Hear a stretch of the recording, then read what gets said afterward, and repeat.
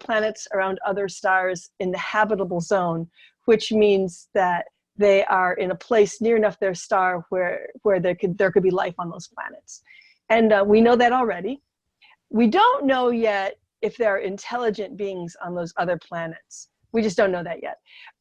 Probably in the next 20 years or so, we will learn if there's life on other planets. We might learn that there's life on Enceladus, or one of the moons of Jupiter. But we don't know that yet. And we certainly don't know if there's other intelligent beings out there. We don't know if there's any other intelligent beings out there, but there could be. The universe is very, very, very, very, very big. So I'm gonna have to take my linear point out here because I'm hearing the chat and it's distracting me. So our question then is, if these aliens are out there and they are intelligent, then what would their language be like? Would they have a language, and what could that language be like? So I'm a linguist and I study languages. And the first page here says what kind of linguist I am. I'm a xenolinguist. So if you look at the word xenolinguist, you first got the xeno part, which means foreign or outside. And a linguist is a studier of language, like the ling. It's the same Latin root that lingua and tongue and language. The Latin word for tongue comes from that too. So there's xeno, which is the foreign, strange part, and linguist, which is a language part. And X just makes it into an academic discipline like physics and acoustics and genetics. So xenolinguistics is the topic that we're talking about today. Okay, so if you'd hit the next button there for me, Julia, please. We're going to be on page 2. And before we can talk about what other languages, what alien languages are like, we have to know a little bit about what Earth languages are like first. So my question to you is this, and I'd like you to guess in the chat, or don't guess. If you know, then just say the truth, say the right answer. How many languages are there? How many languages are spoken on Earth today? What is your guess? We're getting guesses: 30, over 30, 55. 100. Yes, hundreds, 3,000, around 50, 10,000, 30,000, around 21, 9,000, a lot. 5,000 is a really good guess. So we can't know oh, I just saw 7,000. Well, maybe I just saw a 7,000 go by in the chat, and that is more or less the right answer. We can't be exactly sure how many languages there are, because you try to count all the languages and all the people in the world, we just can't do it. So there are about 7,000 languages spoken on Earth today. Okay, so you can go ahead and pop on to number 3. So we've got about 7,000 languages. So think about, like when you see the science fiction shows, right? And you watch a science fiction movie or something, you go to a planet and they sort of have one language on the planet. Like all the Klingons speak Klingon and all the Vulcans speak Vulcan. And everyone from Star Wars seems to speak English, I guess, except for the Hutt. But what would probably really happen is, just like on Earth, there would be lots of alien languages, so that it wouldn't just be the alien language. They would have a whole mess of them, just like we do. Okay, so my next question for you, we got 7,000 languages on the planet. The next question is that number getting bigger? Is that number getting smaller? Or is that number of language staying about the same? So just take a second, think it over, stick your answer in the chat before we go to the next page. So bigger, people smaller, say bigger, smaller, you have everything. And in between, decreasing, increasing, same, staying the same, increasing. Okay, I am just gonna. So you have 3 options here. Basically, some people say bigger, some people say smaller, and some people say the same. Well, those are your 3 guesses. Those are the 3 possibilities. Nice. Okay. Okay, so let's go ahead and find out. Would you move to number 4, please? Absolutely, yes. So it is getting smaller. They're going bam, bam, bam, bam, bam. That number is getting smaller all the time. So if everything goes the way it's going now, and kind of things stay the same, in 100 years, so when y'all are old, in 100 years, 90% of the languages we have now will be gone. 90%. So we'll have 700 languages left and not 7,000. Before we move on, a lot of people are asking why, because they say we are getting more people on this planet. Yes, so more people, more diversity, more, as people assume that you will get more languages. Right, it makes sense, right? So, okay, so if you just did the math, if we have 7 billion people, which is more or less right, and 7,000 languages, if you divide those two numbers, you think maybe 1 million people speak each language. That's what would make sense. But that's not what happens. What really happens is there are some languages that have a lot of speakers and some languages that have hardly any speakers. And so as those languages, most languages have fewer than 10,000 people speaking them. And one of the jobs that linguists sometimes do is they try to save a language. So when we know that I have a friend who lives in the Solomon Islands and he speaks Oroha, which is one of the languages there. And when I first met him, his name is George. When I first met George, there were 37 people that spoke Oroha. That was 15 years ago. And some of those people, unfortunately, have died since then. So now there are fewer speakers of Oroha. So, and there are no little children learning the language now. They learn a few words, but they don't get fluent. They don't really learn the language.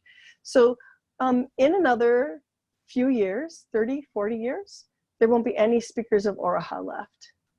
All of the people on the Solomon Islands are learning Pidgin English, or they're learning one of the other languages that's around. So when the community gets smaller, then they stop learning the language.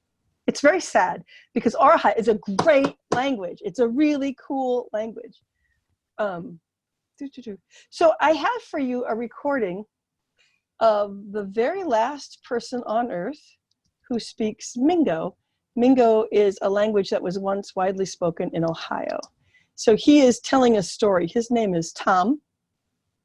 And here he is telling a story. He's going to introduce the story in English, and then he's going to start telling it. Mingo Memories by Thomas McElway, Chapter 1. Here he's going to start in Mingo. This is what Mingo sounds like.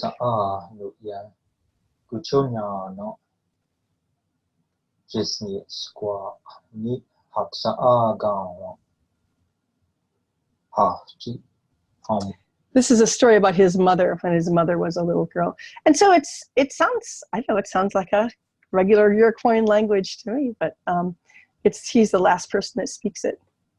What I would like you to do now, so I told you that the languages aren't equally, the speakers are not equally divided up among the languages. Some of them have a lot and some of them have a little. So I want you to try to guess, what are the 8 most widely spoken languages on Earth today?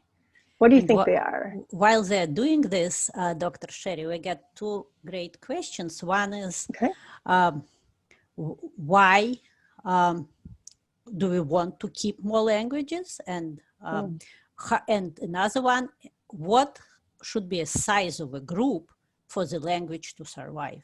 Oh, that's a really good question. So the size, it seems like if you've got about 100,000 people speaking the language, it will survive. So Navajo in the United States is probably going to be okay. There's enough people speaking it, and there's enough small children learning it. So there's somewhere between 50,000 to 100,000 speakers of Navajo, and so that language is going to be okay. The reason we want to keep languages alive is partly for the heritage, because that's someone's whole story. Imagine if English disappeared. Bam! English is gone. Think of everything we would lose. Think of the stories, the poems, the wisdom, the science, the old letters that are in your attic from maybe your grandmother's grandfather, Winnie the Pooh, Shakespeare, dumb little nursery rhymes. all of that stuff would be gone if English were gone. And every language is as amazing as English is. So that's why we want to save them. We also learn a lot from them. We learn kind of we learn about the plants and the animals that were around when the people spoke those languages. So let us go and check. Yeah, how are we Should we doing go with our to the guesses? next? Yeah, do we get guesses for the 8 Yeah, we languages? get Chinese, Spanish, Russian, Japanese, Oh, Portuguese, nice. French, Arabic, Bengali, Hindi. Wow. Yes. Wow. Yay. Some of you guys are really good. Okay, so we go to number 5, and here are the answers. So look at this Chinese number. Holy smokes, that's a big number. 1,197,000,000. Look at all those zeros. So roughly 1 out of 7 people on the planet speaks Chinese. Think about it. How much Chinese do you know? I know a little bit of Chinese. I can talk to a 4-year-old child successfully in Chinese. So Chinese is so if the aliens come and they're flying saucer, whoosh, and they come and they snag up somebody, it's probably going to be a Chinese speaker, 1 out of 7. Okay, and Spanish comes in at number 2. English comes in at number 3. So if you ever hear anyone saying, "Oh, English is dying out, poor English," you can say, "Nope. English is the 3rd most widely spoken language on the planet. It's not going anywhere. English is not going to die." And neither is Hindi, which is number 4, or Arabic, which is number 5, and Portuguese. And you guys are really smart to think of Portuguese. When I first did this list out of my head a million years ago, I didn't remember that they spoke Portuguese in Brazil, because Brazil is huge. Brazil is so big. And most people don't think of Bengali at all. And Russian comes in at number 8. So if you spoke all 8 of these languages, and why don't you get busy? Come on, let's go. 8 languages. A human being can learn 8 languages. You can be fluent in 8 languages with your regular brain. You don't have to be any kind of genius. You can just do it. You get almost half the people, half the people on Earth. Yeah. Sorry, people ask how big is the overlap? How many people ask more than one language? That's a really good question. So 65% of the world is bilingual, which made me, as you know, makes many Americans feel sad, right? Because most Americans don't speak more than one language, but 65% speak at least 2 languages. So that's kind of the normal human state, is to speak more than one. Mm-hmm. And you can learn 8. So get busy. Get busy. We got lots to do, right? Some people here can speak 3 or 4 languages. That's great. It makes you a little bit smarter. Don't tell the rest of them, but it does make you a little bit smarter.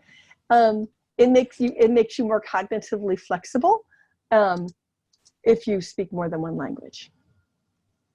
Okay. Okay, we're going to the next page. Let's go to the next one. So what do English languages? What do Earth languages sound like? I have some examples for you. So first, they might not sound like anything because there are some languages that are signed. There are several. There's not thousands, but there's probably dozens of different signed languages. So could you play the first one? There's sure. Let me share that, and we can start. Watch and listen.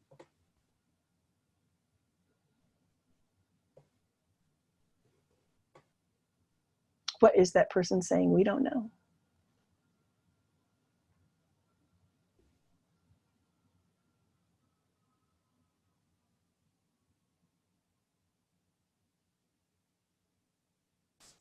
So the next link after that one has somebody translating. Can you play that one? Yes, of course. We have a person who knows Telugu, Sanskrit, Tamil. Nice. Here. She knows 6, she says. Wow, that's great. Kadambari, I lost the chat, but yes. So let us switch back and go to another. Oh, sorry. Just a second. To the same video, but with translation. Yes. Let me share that.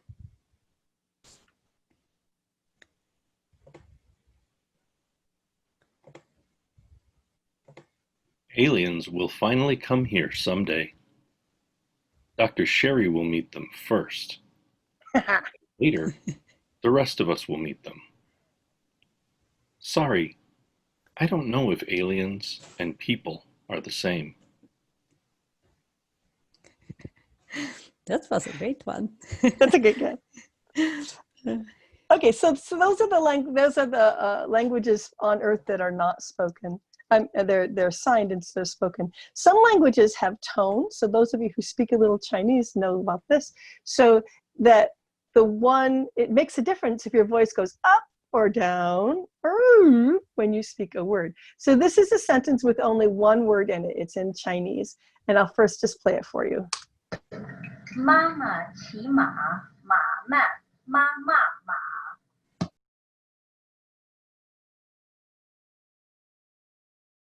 Mama, chi ma, mama, mama, ma.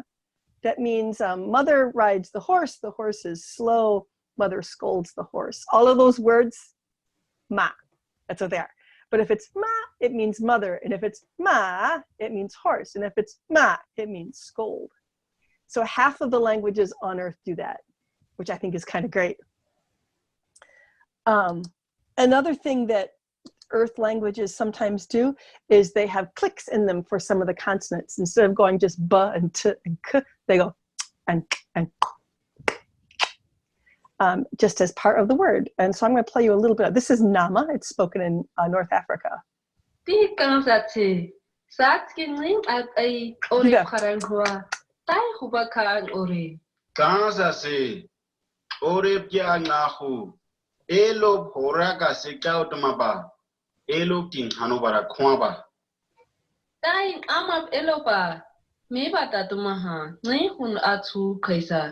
Okay, I love that so much. I am very angry that English does not have those kind of consonants because I think they're beautiful and I wish we had.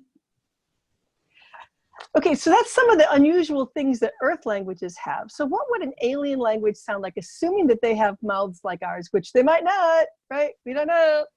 So here are some crazy ideas of what alien language might sound like. So if you can go to number 7. Let's see. So one of the things that an alien language might do is they might try to make some words backward. Here, it might sound like this. I love that so much. I'm gonna play it again. So that is just an English sentence played backward, but it sounds really, really, really kind of wild. A little scary, actually, to me. Or they might speak really quickly, like this.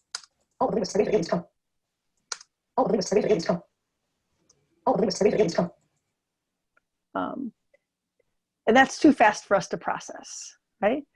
Or they might speak really slowly. Let's see, where's my slow one? There it is. Okay, that's okay. Here, this one has also kind of some cool sound effects in with it, which could be another way that aliens might talk.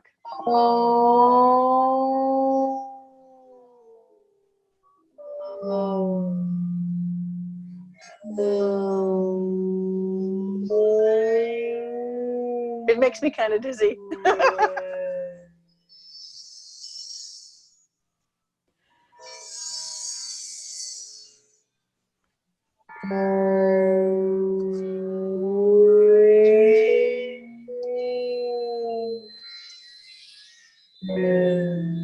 It's almost over. If this scares my cat, she doesn't like it.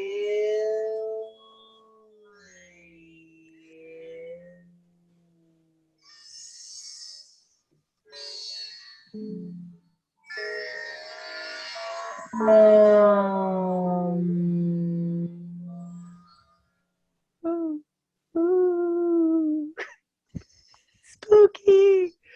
Or if they have more than one mouth, which why couldn't they? They might, instead of making each word in a sentence and then making the next word and then making the next word, they might decide that they're going to say all the words at the same time, and it would sound like this. It's really cool. Wow. Okay. So that's some of the ways that that an alien language could sound. Should I play the sentence I took those from? These are all manipulations. These are all acoustic manipulations I did of this sentence.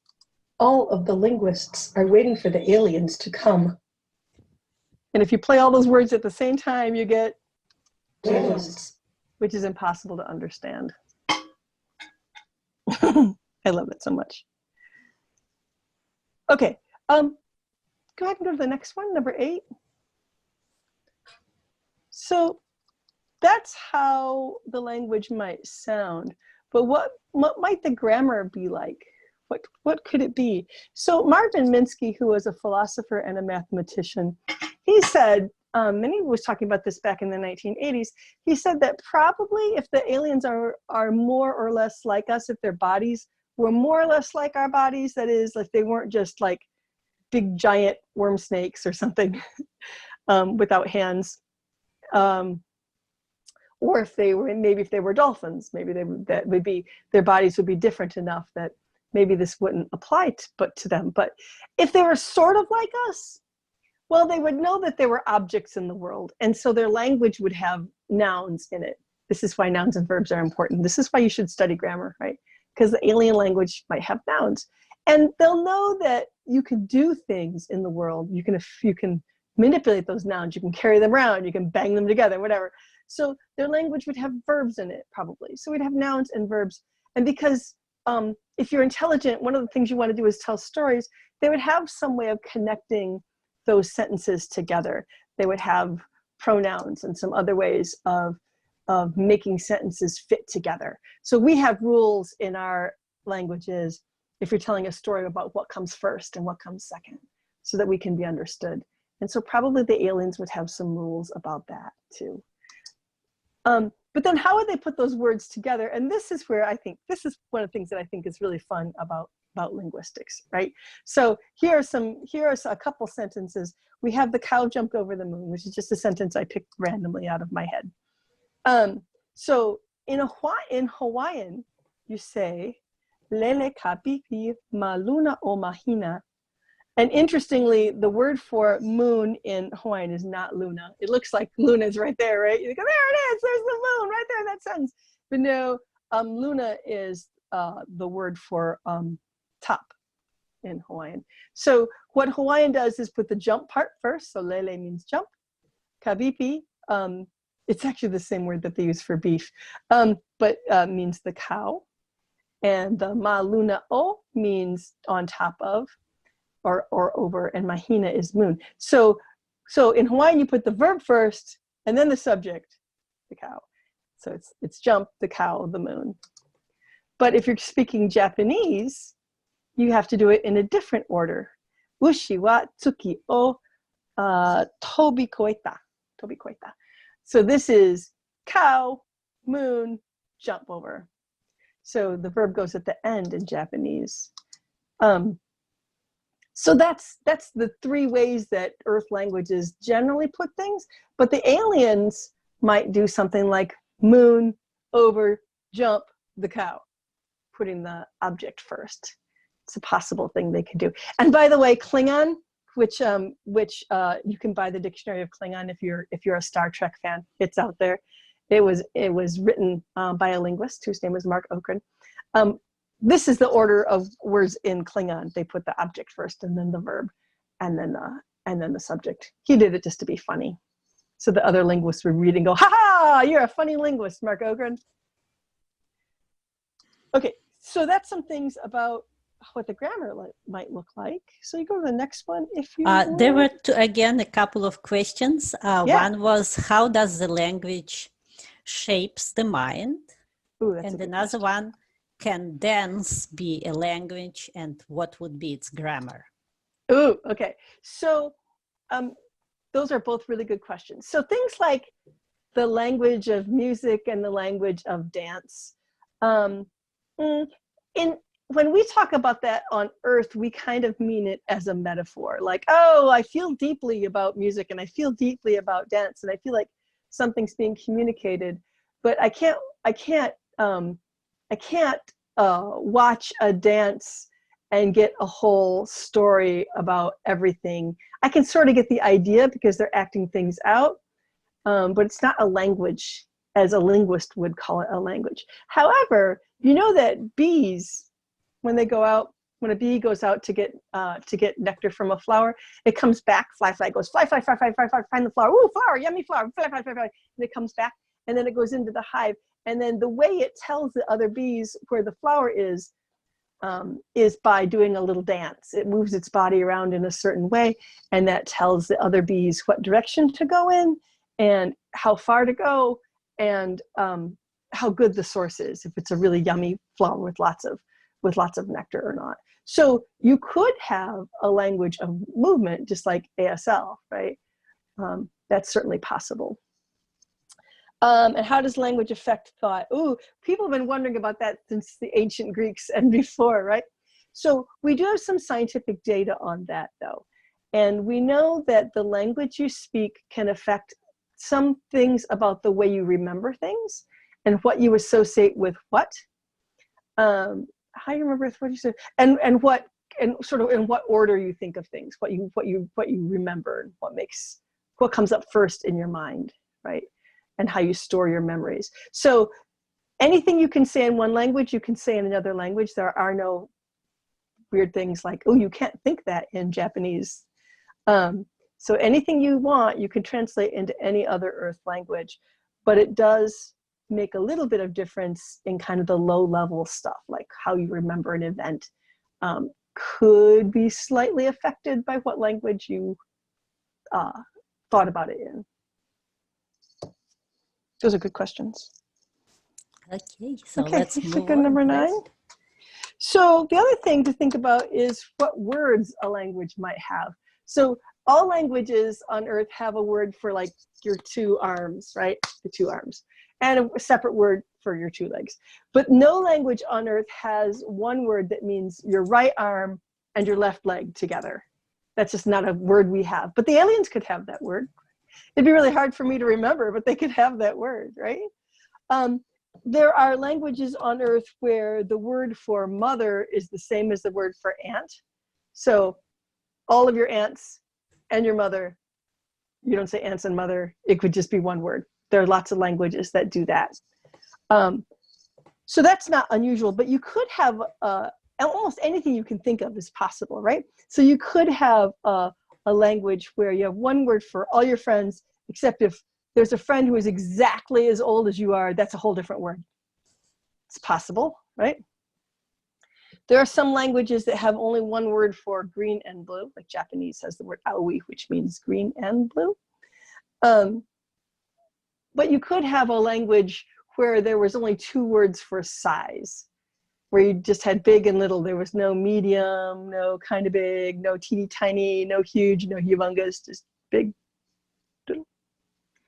And then maybe the most complicated one is all languages have a word for being dead, right? But what if there was a language that had a word that meant not exist, that meant before you were born and after you were gone? And that could be the same word in their weird, wild alien language. And some of those concepts, what you have a word for tells a little bit about what your culture is like, right? So that would tell us a little bit about what they think about as aliens. So when we were learning their language, we would have to think about not only what the language sounds like, so can we make the words, but also what the words are, right? What kind of meanings they have that we don't have, and then also what order to put the words in. And as if that isn't bad enough, there's one more problem. You go to the last slide there. We'll talk about the one more problem. Mm-hmm. The one more problem is how to learn the language. So, so if you can show my screen again, because I have a prop here.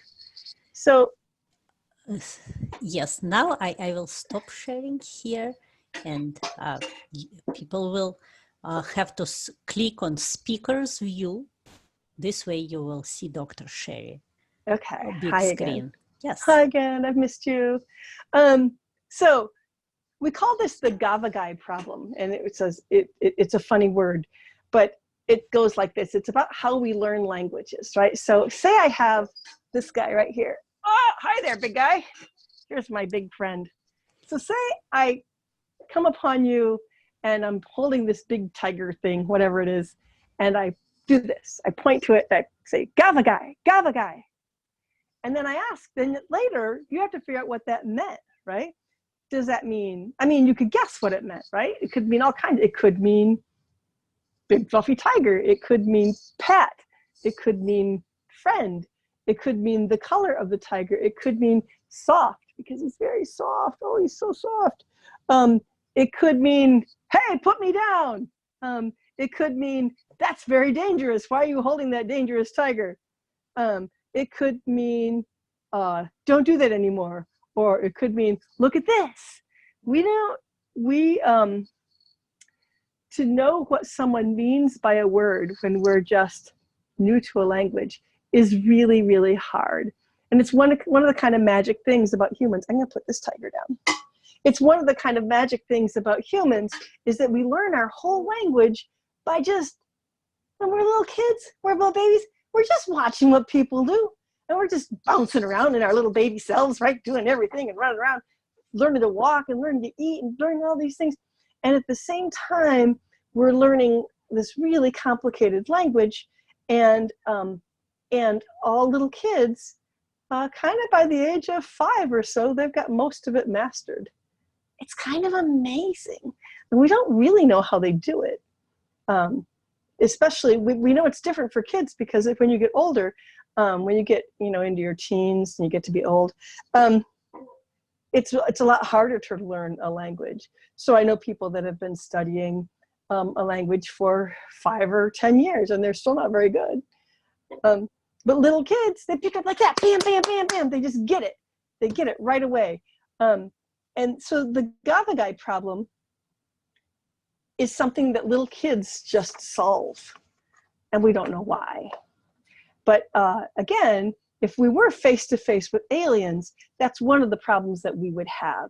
If they point to a thing, what do they mean by it? Do they mean point? Do they mean the thing? What is it that they're trying to communicate when they point at something? So we've gone about 35 minutes here. So I think, should we stop and see if there are questions?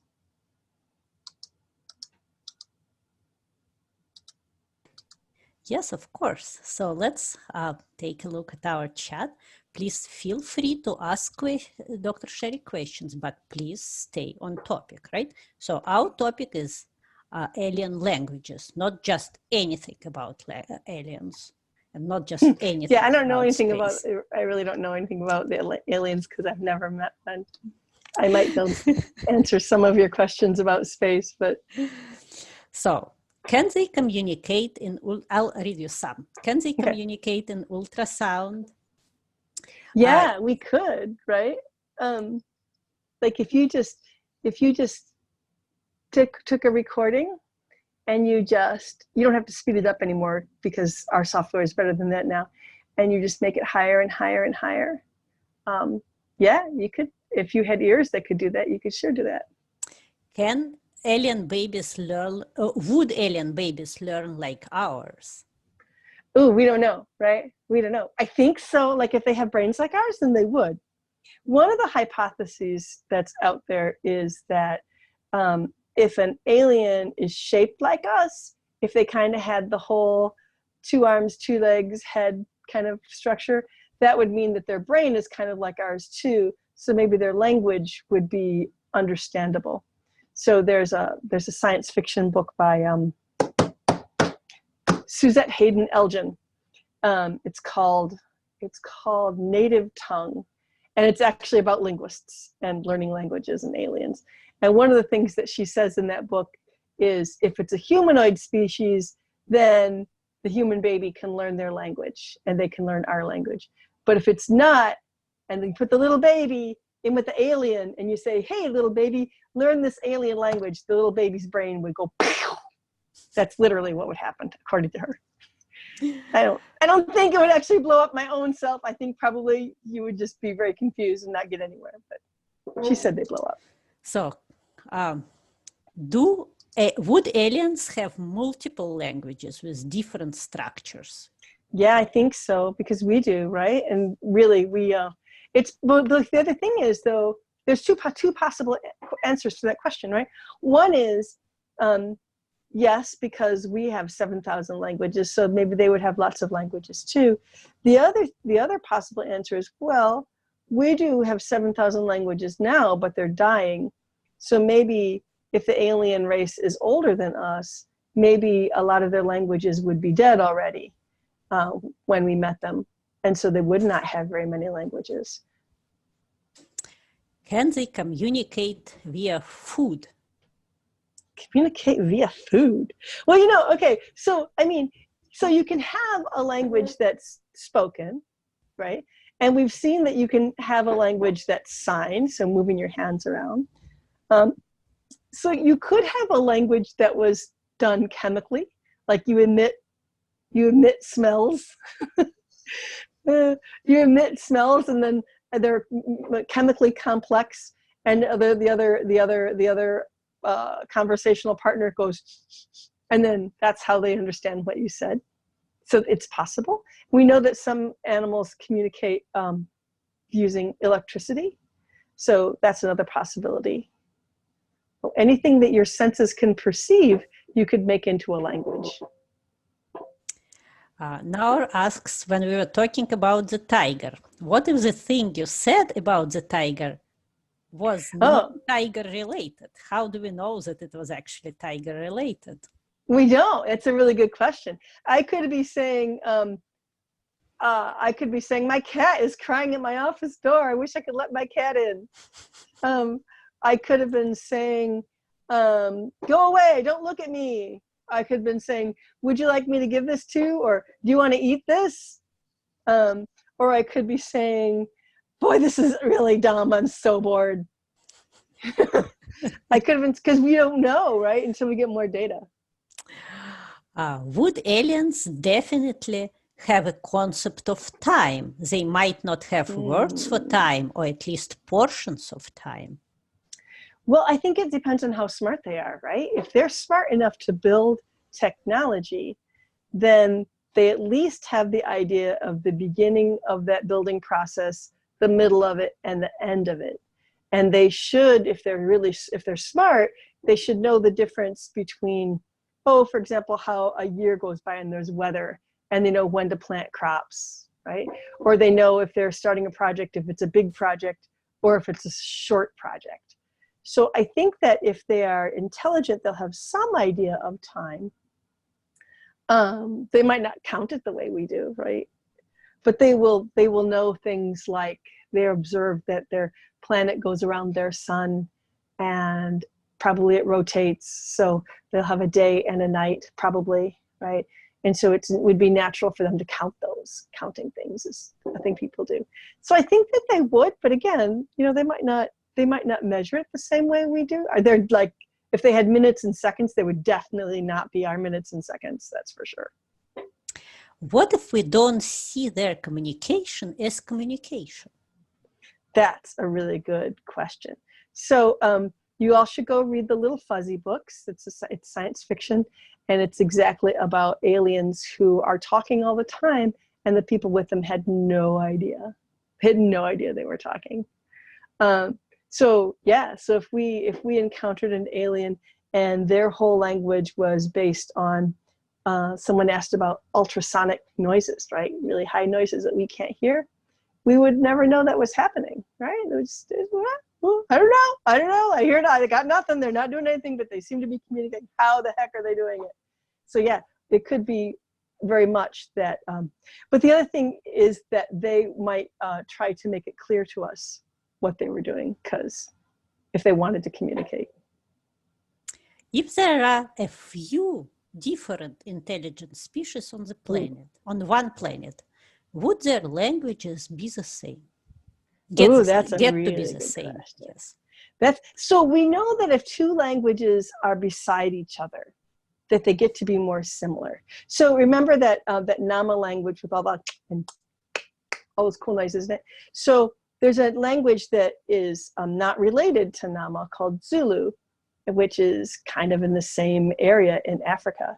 And Zulu should not have those clicks in it.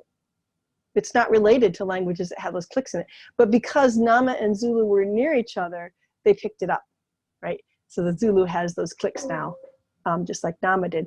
And we know that if languages are close to one another, so if you get, so if you live in the southern part of the United States on the Mexican border, you get lots of really cool mixes of English and Spanish, and you get people borrowing Spanish words into English and English words into Spanish, and sometimes you get crazy things like sentences that are half and half. It's really beautiful and really complicated and just so much fun to listen to.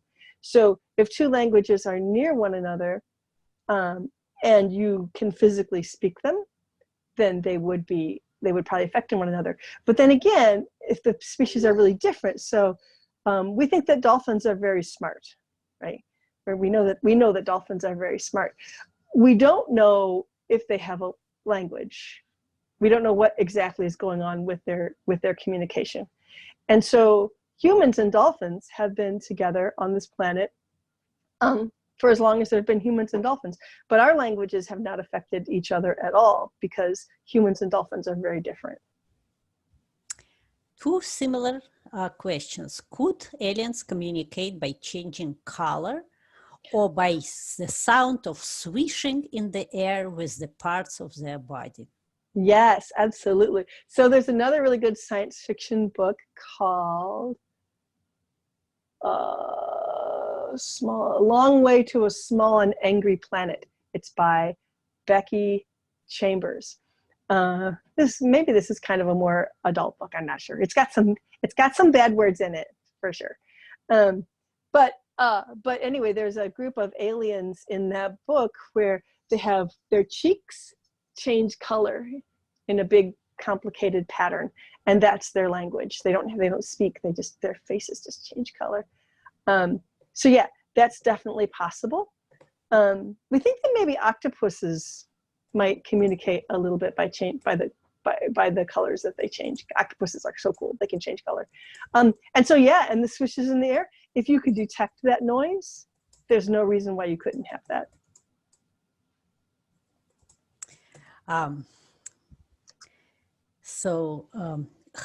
Do linguists have any suggestions on how to communicate with a non-humanoid species, alien species, intelligent species? Well, here's the thing. We should be working on this now, right? Because we have dolphins. We know that dolphins are pretty intelligent. We've been trying. We can communicate in that, like, we can get them to do things for us. And sometimes dolphins will help humans out. And sometimes if we know we can play together, sometimes dolphins and humans can play. We understand that. And sometimes they just come close to look at each other. When I lived in Puerto Rico, we used to go out and swim. And same thing when I lived in Ecuador, we'd go out when the dolphins were out. We'd go out and dive under the water, and we could hear them clicking. And sometimes they'd come over and like, go, "What do you do? What are you doing? Oh gosh, it's a dolphin there! It's right there!" And we felt like we were sort of communicating. So linguists have tried communicating with dolphins, and we haven't really gotten very far. We've done kind of the same with chimpanzees. We haven't really gotten very far, though chimpanzees probably don't have a language, but dolphins might. So I think, again, dolphins and whales, right? So I think, again, we would just have to be really patient, and we have to spend a lot of time with them. And we've done that, but we have made really no progress with dolphin languages.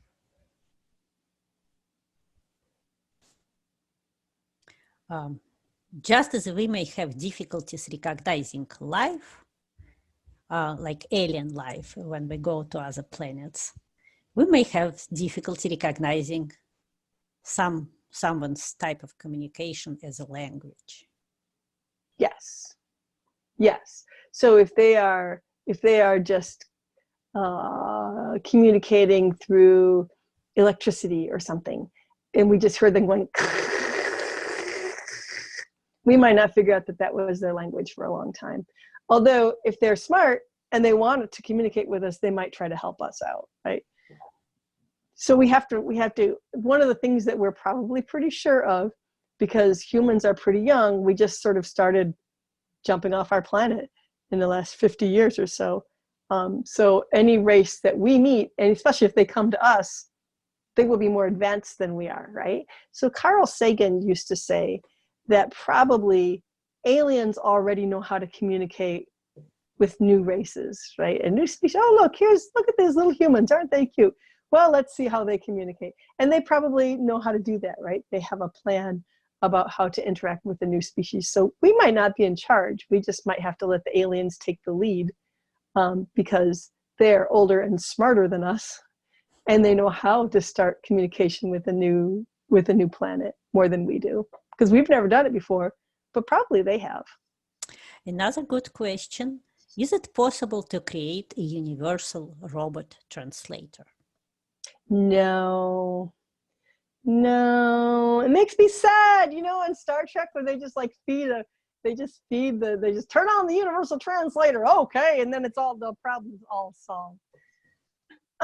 So machines can sort of help, right? They can recognize patterns, but machines have the big Gavagai problem, right? So like if they hear a word, how do they know what that word means? So they can say, I hear that word 14 times a day. That's the 56th most common word you ever say. They would know things like that, but having a machine know what it's saying or understand is what you need. So machines can translate between languages on Earth because we sort of teach them to do that, right? But if you give them a whole new language, I don't think so. If baby is raised by dolphins, can babies speak Dolphinese? Alas, no. I mean, we've tried having kids hang. I mean, okay, here's the thing. No one is going to give their baby to a bunch of dolphins. Here, take my baby. And you could not get to do a scientific experiment, you have to pass an ethics board. And no ethics board is going to go, yeah, okay, sure, give the dolphins a bunch of babies. So probably it would be really difficult to do that experiment. And we've tried things like having a human literally live with a dolphin. We did, some guy, what was his name? John Lilly did this in the 1960s. He hired a graduate student to just basically live with a dolphin for like 9 months. She was kind of in this room where it was sort of half water and half land, and she and the dolphin just would hang out all day, all night. And again, they never really got anywhere. People ask whether if you do a virtual reality and have a human baby, encompassed in that virtual reality of a dolphin world. So you don't need to give away the baby to dolphins. At the same time, the child is actually living with the dolphins and observing the dolphins all the time. Yeah, I don't know.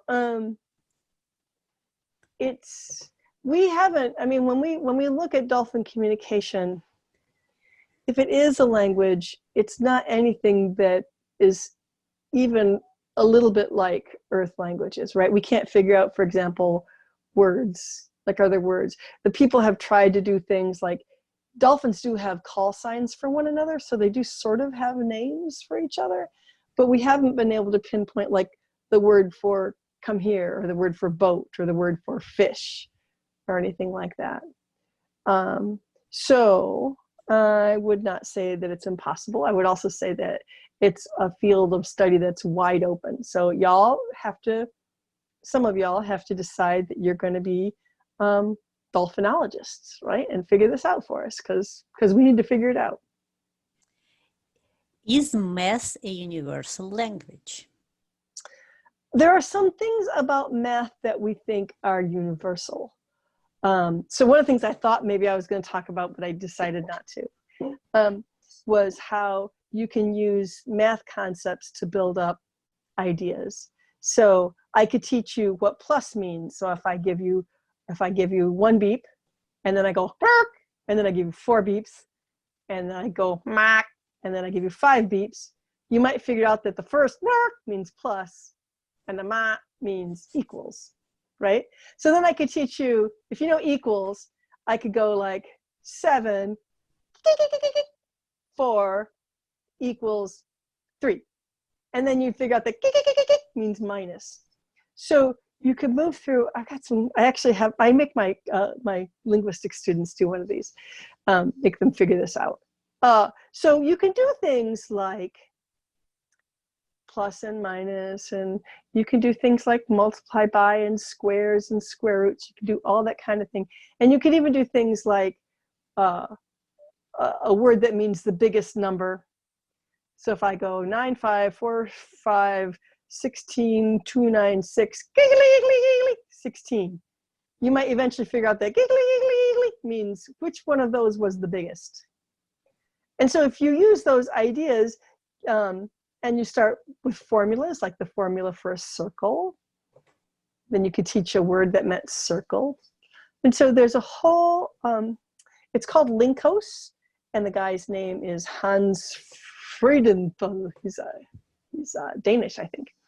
And he has this very, very, very complicated 2-volume set of books where he worked out what he thought was going to be the language of math that we were going to use to communicate with the aliens. We would just send this in a radio signal.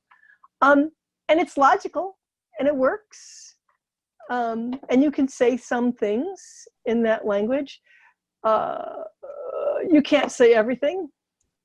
So I think the idea of math is universal because we all live in the same universe and we all count the same. We would have to, right? 1 object, 2 objects. But whether I would call it a language or not, I hesitate a little bit because you can't say everything in it. You know how you can say everything in any Earth language? You can't say everything you might want to say, like, you look really cute in that, you know, new hat. That's not something math can get you. 2 more questions. What if alien language kills aliens? And what if alien language kills humans? Ooh, like if it's super dangerous, how would it be? So I suppose like if it's really loud, blah, and it would knock us over with the force.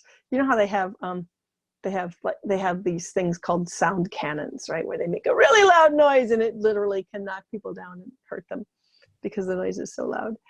So I suppose that's possible. I mean, there isn't a way that the words someone speaks can get in your brain and kill you. That's the whole brain control thing. It's not something that I would expect to happen. So we have 3 more minutes left, Dr. Sheri. So the question is to you: what languages what questions in studying alien languages do you consider to be the most interesting and important? So linguists have a couple really important questions that we're not going to find out the answers to until we meet the aliens, right?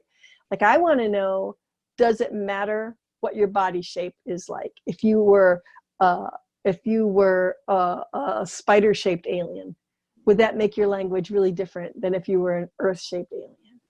I want to know what their plan is for learning languages, right? So if they've done this before, I want to know how they're doing it. I want to be the xenolinguist. I want to be the alien xenolinguist, right? And figure out how they meet people and how they learn their languages. And I also want to know, how your body shape determines your language, how to learn an alien language, how do you figure out how do they go about that? And I just kind of mostly, to be honest, I mostly just want to know that they're out there. That's what I really want to know. Right.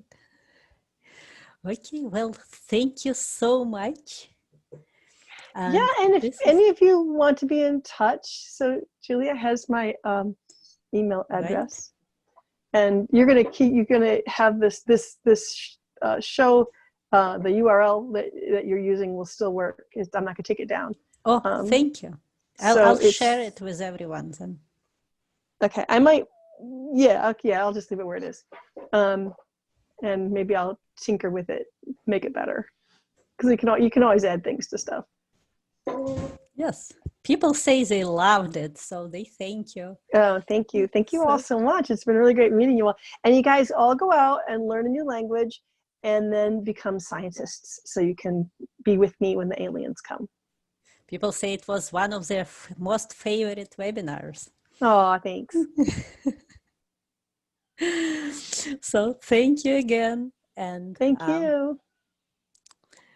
Hope we'll keep in touch. Maybe you'll talk to us again sometime. That would be really fun. Thanks, everybody. Thank you. Goodbye. Bye-bye. Bye, everyone. Thanks for coming.